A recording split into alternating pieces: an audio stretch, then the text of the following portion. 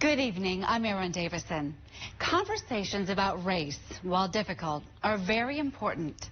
And since the death of George Floyd in Minneapolis on May 25th, there is now a direct spotlight on us all to bring those conversations from beyond the shadows and out into the open.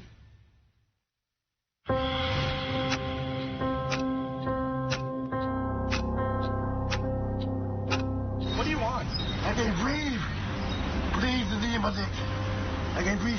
3 words heard round the world, igniting a modern-day revolution.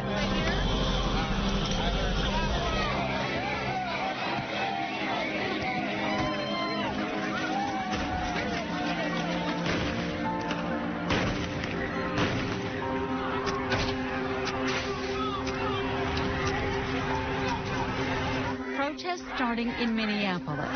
Being black in America should not be a death sentence. When you hear someone calling for help, you are supposed to help.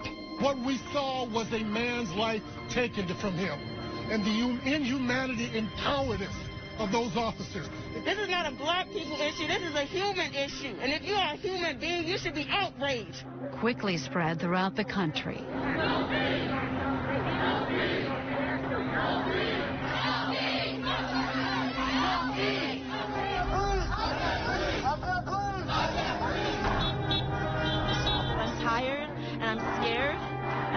For myself and for people who look like me, because it could be me next, and I'm tired.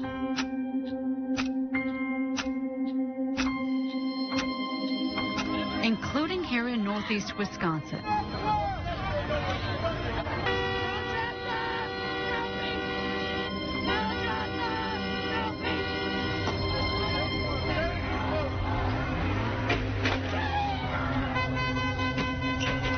From the initial pain of George Floyd's death and protests that at times were violent, locally, people speaking out, asking for answers, pushing for conversations.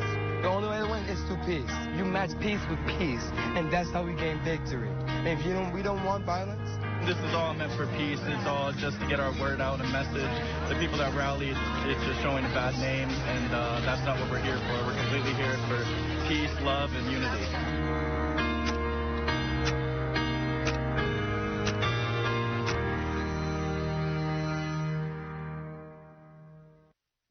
We here at WFRV are members of the community and want to be part of the conversation and hopefully part of the solution. We reached out to people all over Northeast Wisconsin and asked them to write an open letter addressing issues of race. We asked them to share something personal they wanted you to know about them, about their community, and about their hopes for understanding. When you look at me, what do you see? Do you see a 3-time Super Bowl champion? Do you see the president and founder of My Brother's Keeper, a program we founded in 2003? Do you see a father? Do you see a stepfather? Do you see a grandfather? Do you see a man that loves his wife more than anything? Do you see a guy that's went through a lot of stuff and through sacrifice and battling made something of his life? Or do you see just a simple black man? Don't just see me, understand me. I've always said that Green Bay is the American dream once you realize what the American dream is. Martin Luther King had a dream. This is our community. I live here, you live here. Change starts with you and I. Embrace me. Don't hate me. You and I have so much more in common once we all become colorblind, not blinded by color. All lives will then matter. Harry F. Sidney III. Dear Wisconsin, when you see me, you may not see an American. Perhaps you might even see someone who is a threat to you. Someone who might have the coronavirus disease. Someone who is a burden to your welfare system. Someone who might hurt you. Please know that I will not hurt you. Please know that people of color will not hurt you. We are not a threat to you, your economic system, or your healthcare system. We are asking for the same freedom that every American wants. We are asking for the same rights that every American seeks. we are asking you to accept us as who we are. You might be hurting right now, and I acknowledge that. Me, you, them, everyone. We're hurting because we are afraid. Afraid of one another. Afraid of the unknown. I ask that we put our fears aside and help one another. Stand up for one another, build hope and resilience in one another. I ask this because in a time of crisis, patriotism is what unites us. I ask this because we are American. Sincerely, Sheng. Straight ahead, the conversations continue. There is so much more to say. The more I see, the more it hurts. We cannot remain silent. Welcome, I'm Erin Davison, and this is Letters to the Community, an open conversation about race. As we continue with your letters, we hear from a woman who grew up in the South and now calls Northeast Wisconsin home. She's seen racial prejudice up close and personal. Dear friends, for most of my life, I thought I understood racism. I grew up in the Mississippi Delta. I learned in school that slavery wasn't so bad. I was lucky to grow up with parents who were not bigoted and taught us right from wrong.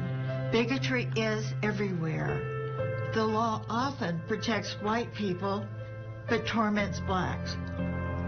I did not expect what I encountered here in Green Bay. That Green Bay was once a whites-only town. Most white people do not grow up in fear. What we don't see is the rampant fear in the black community. They're often afraid of us, and often with good reason.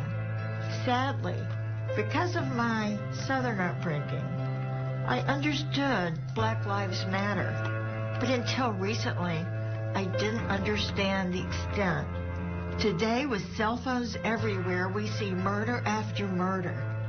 And that's only part of the oppression our dark-skinned friends have always lived with here in the land of the free. There is so much more to say. The more I see, the more it hurts. We cannot remain silent. We must listen to the cries of the oppressed, and then we must act. A caring God demands no less. In love and blessing, Rabbi Shana.